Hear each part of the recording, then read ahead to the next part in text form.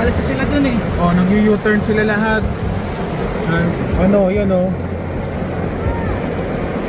Sobrang ano na, baha na kasi doon. Dito sa Central.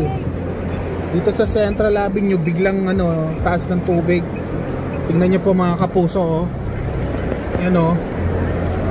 O lahat dito nagsisibalikan kasi sobrang biglang taas ng tubig.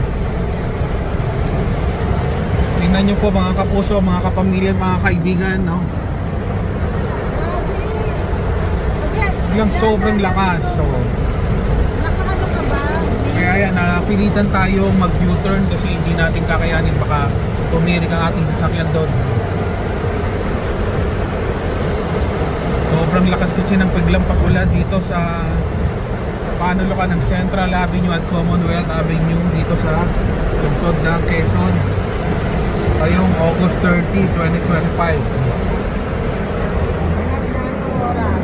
Sa ganap na alas 2:40 ng hapon, ganito po ang sitwasyon dito. Ayan o. Pati dito o. Grabe o. Ito yung nakikita ko lang nasa Laguna pa eh. Biglang taas ng tubig dito mga kaibigan. Yan.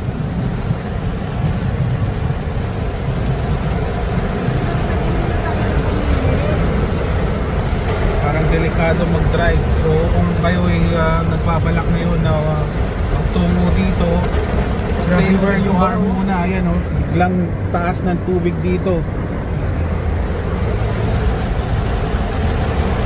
Grabe na agad yung baha.